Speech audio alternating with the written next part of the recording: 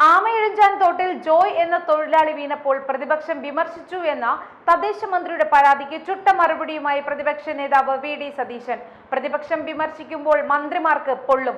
സർക്കാരിന്റെ തെറ്റുകൾ ചൂണ്ടിക്കാട്ടി തിരുത്തിക്കുക എന്നതാണ് പ്രതിപക്ഷ ധർമ്മം.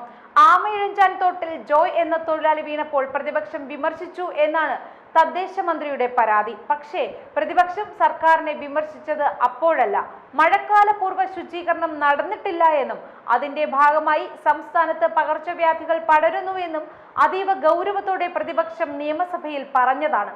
അന്ന് ഈ മന്ത്രി എന്തുത്തരമാണ് നൽകിയത്? ഇപ്പോൾ അതേ മന്ത്രി എന്താണ് പറയുന്നത്? പ്രതിപക്ഷമാണോ വിവാദമുണ്ടാക്കിയത്? ജോയിയുടെ തിരോധാനത്തോടെ തിരുവനന്തപുരം കോർപ്പറേഷനും റെയിൽവേയും ഇറിഗേഷൻ ഡിപ്പാർട്ട്മെന്റും തമ്മിൽ അടി തുടങ്ങി. കോർപ്പറേഷനും റെയിൽവേയും തമ്മിൽ തർക്കമുണ്ടായാൽ പരിഹരിക്കേണ്ടത് കോർപ്പറേഷനാണ്. തിരുവനന്തപുരത്തെ 1039 ഓടകളിൽ 839 എണ്ണത്തിന്റെ ശുചീകരണം കഴിഞ്ഞു എന്നാണ് മന്ത്രി നിയമസഭയിൽ മറുപടി നൽകിയത്. എവിടെയാണ് ഓട വൃത്തിയാക്കിയത്? ഒന്നും ചെയ്തില്ല. പെരുമാറ്റച്ചട്ടം കാരണം യോഗം നടത്താൻ പറ്റിയില്ല എന്നതാണ് മന്ത്രിയുടെ മറ്റൊരു വാദം. മന്ത്രിമാരും എം.എൽ.എമാരും യോഗം ചേരുന്നതിന് മാത്രമേ പെരുമാറ്റച്ചട്ട വിലക്കുള്ളൂ.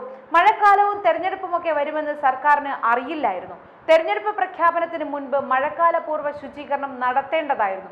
ഒന്നും ചെയ്യാൻ സർക്കാർ തയ്യാറായില്ല. ഒരു രാത്രി മുഴുവൻ മഴ പെയ്താൽ തിരുവനന്തപുരം വെള്ളത്തിനടിയിലാകും. UDF കാലത്ത് തുടങ്ങിവെച്ച ഓപ്പറേഷൻ അനന്ത മുന്നോട്ട് കൊണ്ടുപോകാൻ തയ്യാറാകാതിരുന്നത് എന്തുകൊണ്ടാണ്? ഇവർക്ക് ഒരു പണിയും ചെയ്യാൻ താല്പര്യമില്ല, എന്നിട്ടും വിമർശിക്കാൻ പാടില്ല എന്നാണ് പറയുന്നത്. നിയമസഭയിൽ പ്രതിപക്ഷ നേതാവ് കൈചൂണ്ടി സംസാരിച്ചെന്നാണ് ഒരു മന്ത്രി പരാതിപ്പെട്ടത്. കൈചൂണ്ടി സംസാരിക്കാൻ പാടില്ലേ?